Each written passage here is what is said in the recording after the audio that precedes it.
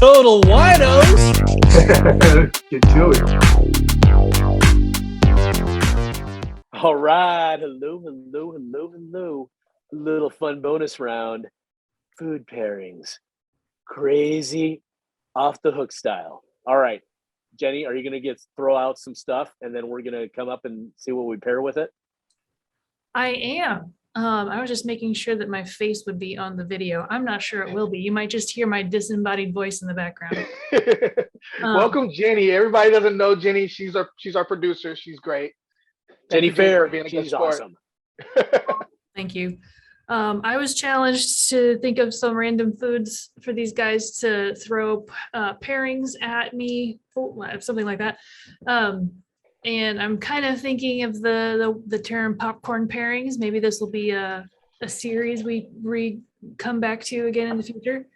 But that made me think, of course, what would you pair with popcorn? Sean, go. Well, it depends on the type of popcorn. So if it's just regular movie buttered popcorn, some of the white wines that we had in the past, so right off the bat, I think of a white wine. It's going to balance out that nice saltiness, and I like drier, so it's going to help out with the butter, because I like the butter in my popcorn. But then if you go like with all these different seasoned popcorns, right? For those out there that like heavily seasoned popcorn, like my kids, and I'm talking like Cajun seasoning or taco flavor or just hot stuff or just full on crazy cheese. Well, then it just matters. It's think of it this way: what would you pair with a spicy sriracha? What would you pair with, another spicy dish of any flavor? Something. Go down to Cajun. Well, I'm thinking of something a little sweet. I still like the dry side, but something again. I'm thinking more of a white that's going to go with it. How about you, Jay? Or are we doing a different food group? No, I gotta give my little. Yeah, you got one, Jay. I got one. So for me, I'm thinking old school, heavy buttered, some salt, popcorn. And if it was me, I would be specific. I say Grand Cru champagne, rich Grand Cru, like some of like and I mean old. Like I'm looking at a little age on it, like maybe like 10 years champagne.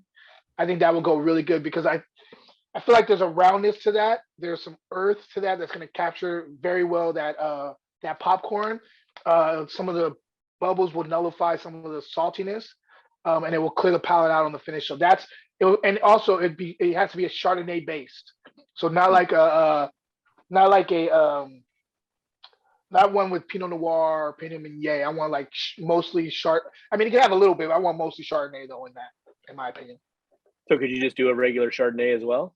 You could, but I want if it was a regular Chardonnay, it has to be one of those richer ones. I would say California. I would say specifically probably Russian River Chardonnay, but old school method. Like you know what I mean, like the ones that were a little bit more not oaky, but a little bit more buttery style. I think they go really well with buttery popcorn. That sounds great. I should have said earlier that this is kind of the Valentines edition of this. Then that's kind of the theme I was going with my food. Got you. So got you. The idea behind the popcorn was you're sitting down to watch a movie, like a classic kind of date night. Mm-hmm. You want to have popcorn and a nice wine. So that's great. Sneak in champagne. I love it. Sneak in a bottle of champagne and go to town. Love it. Yeah, I would even say so. My wife and I don't love champagne, but Tom at my Total Winos here locally, he mentioned this as a Vino Verde, and so it's got a slight effervescence to it, and it's going to be usually on a little bit of the fruitier side. So again, depending on how salty or buttery you like, because Michelle does not like butter on her popcorn, or very much salt. So if you like that could work. You got a little bit of the effervescence, you got a little bit of that. I really don't like effervescence, but I forgot to mention that in a past episode for the healthy lifestyle. That's going to even have a sub 10% alcohol in it. So it's something that's true. To enjoy. Vino Verde is definitely low in alcohol. You're right. Yeah. Always all right. What we got next? This next one is, so I was thinking back to when I was a kid, something that was special for holidays was the little cocktail shrimp in marinara sauce. I want something that goes with that. Good luck. Like just to clarify, so a little cocktail shrimp in the sauce, and then you maybe some people put it on cream cheese, some people don't, and then you put it on a cracker. Yeah, That sure. one. Yeah. Okay. The little shrimp, they come in the trays. They're usually like frozen. Yeah. Yes. All right, go ahead, Jay.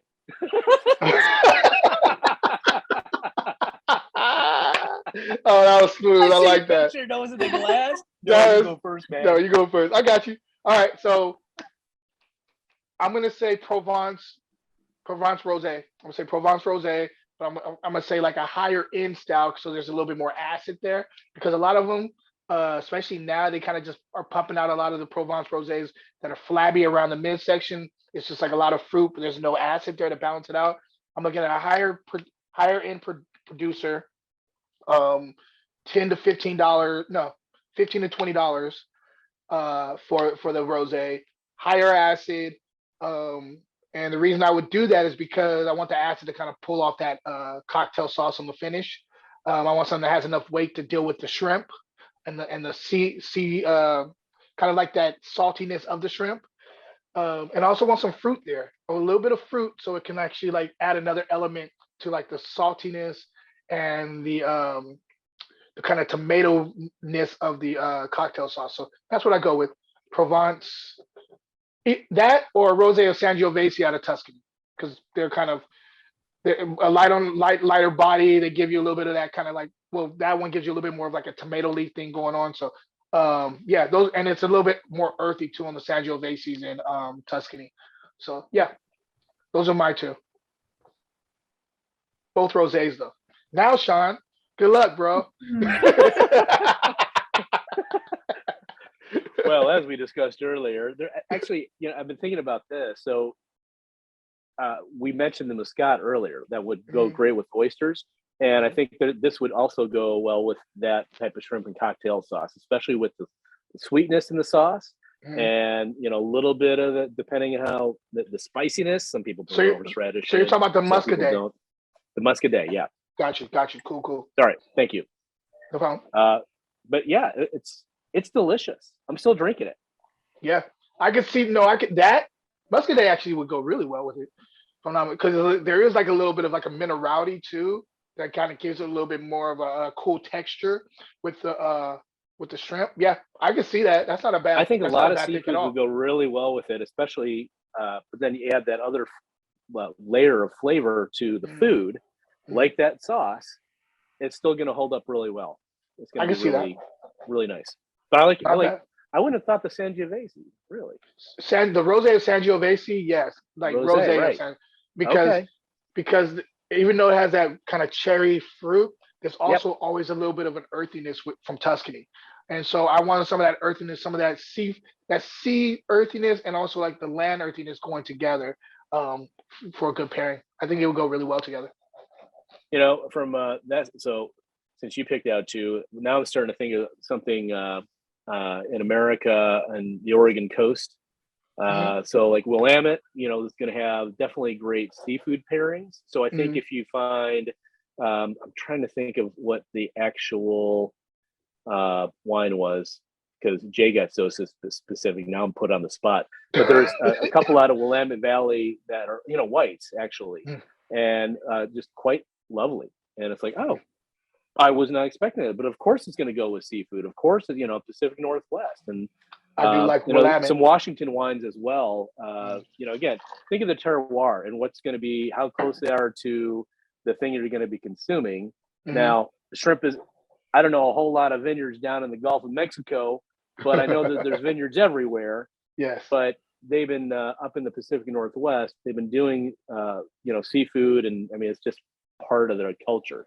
So I think that a lot of their wines just naturally go with this wonderful seafood. Yep. Got it. Nice. All right. We're going to shift. What else we got? We're going to shift gears. The next, I was going to do these all separately, but we're taking a little more time than I thought we would. So I've actually turned the next bunch into a meal. Okay. You get to pick one wine to go with it. Oh, Okay. I don't think it'll actually be that difficult. But you're gonna start off with a little dark chocolate, appetizer bites of some sort. The main course will be a filet mignon with some sort of potato dish with truffle oil, Okay. and cheesecake for dessert. just one gotta have- wine. Just one wine. Oh Lord. And, so help us out a little bit. You said filet mignon. So what is there a price point you want us to be at or under? You don't have to buy the meat. Right. I'm trying to think. What's gonna encompass? See, the cheesecake is what throws me off. The cheesecake is what throws me off. Okay. I'm trying to figure out. I could get away with the chocolate on both. Like I have a wine right in mind that would work good with the chocolate and the filet. But the cheesecake, that's difficult. Is it just a plain cheesecake? That's what I'm saying. Like I don't know. Make it if a it's little like, easier for us. I don't know what kind of cheese. Is it just a basic cheesecake? My dad's favorite thing is a cherry cheesecake. Okay, so the cherry on top. Whew, I may have to do two. If you have to do two, I may have to do two. Because because of it's the sweetness of because filet with all the sweetness. If you're talking about if you're talking about chocolate, that can be on the bitter side, so I can lean over towards that, right? And I can find a wine that actually goes really well with both of them. And specifically for the filet mignon with the truffle and also the chocolate, that's for me, it's Malbec. I'm looking at Malbec all day for that because Malbec is known for pairing really, really well with like meat, period, like red meat. Malbec does well in Cahors in France, which is also known for its truffles. So it hits well with the truffles too. They go right next to each other, grapes and the truffles. And then chocolate, if it's a dark chocolate, because that's what I want to lean towards, like higher in cacao, Malbec goes really good with that because there is that bitterness that you also find in wines, but because Malbec tends to be a little bit more fruity up front, it kind of counteracts that bitterness. But then we have cheesecake. And so I'm gonna say port. I'm gonna say tawny port for the cheesecake. That way it has a little bit of sweetness, a little bit more sweeter than the cheesecake, but not over the top. I think it'd go really, really cool with the cherry. The cherry that's going to be on top of the cheesecake. It's one of those maraschino cherries, right? The ones that had the drizzle all over the, yeah. So yeah, I would say tawny port would be, if it's not a overly oxidated tawny port, I think it'd go really well with it. Or maybe a ruby port. Yeah, ruby port too would go really well too. I was thinking of a tawny port as well, but that's just, I really like that. Yeah. I get it. Nothing wrong with the ruby, but for the whole profile with the filet, you know, the other thing I would say, if the Pinot that I had earlier would probably go really well with that, the dark chocolate and the filet, because it's not going to be, the filet is going to be a medium flavor profile of beef, but it's going to be nice and tender. It's not going to be like, you know, like overly meaty where it's like, it's going to be taking away from the wine. Yeah. The wine would actually be accentuating it in a nice way. And then you said the potatoes. So the potatoes could be a couple of different ways, whether it's, you know, like a double baked or something like that. If there's cheese in it, it's going to be fine. So you get, I'm just paraphrasing what I heard from other people. Oh, I forgot about potatoes. Shit. From when it comes to Pinot Noir, it's almost price driven. So the more you pay for it, like that's one of the true ones where if you're going to pay more for the bottle, you're probably going to be getting a better quality of wine overall versus, you know, it's like sometimes you're going to be hit or miss on a cab or another grape varietal. But like the last one I had was dry enough to hold up to especially a filet. Gotcha. And if you couldn't do a separate wine for dessert, it still had enough, you know, sweetness to kind of bounce around, to balance the bounce, especially the cherries are gonna be pretty sweet on it. Yeah. So you want to like tone it down. But I still think I want to go with that tawny port. Okay. I know the tawny port. It seems like it's perfect for that. Dang, I Yeah, forgot especially about with the cheesecake with cherries. I forgot about the potatoes. Damn it. Well, I messed up. potatoes are pretty. Potatoes are that's just a basically nice just carb. the base for the truffle oil. That's Yeah. the conduit. I mean, in my I still- opinion, they're I kind like of what you said about the Cahors in France and where truffles Yeah. are. So Yeah, that's I gonna mean, be, normally when grapes and fruit and a type of food grow next to each other, they normally pair very well together. And so every time anybody's asking me about truffles, always my mind immediately goes to Malbec, but then it can be turned off by the rest of the dish. When you said filet mignon and you said chocolate, I was like, oh no, that works. All that works. from that standpoint, Jay, would there be any like Northern Italian reds that would go well with that? I immediately went to right when she brought it up, I went to Dolcetto too. Dolcetto would be a perfect that would work very well too. Actually, a rich Dolcetto could even work with the cheesecake. I don't know with the cherry, but I don't know. Yeah, Dolcetto d'Alba would work really well, I think. Yeah, that's what I would think.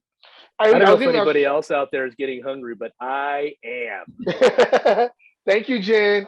I appreciate this. I'm happy that you actually got on camera with us this time, and so now everybody knows what you look like, because we're always talking about you. Yeah. If this what a goes cool well, studio then in the we'll do it background. again. I hope we can do this again. I want to do this again. Absolutely. All right. On that note, as Jenny always likes to say, we may not see you in person, but we're always going to see you right here on social media. Thanks for watching, everybody. Cheers. Bye. Total Winos. Get to it.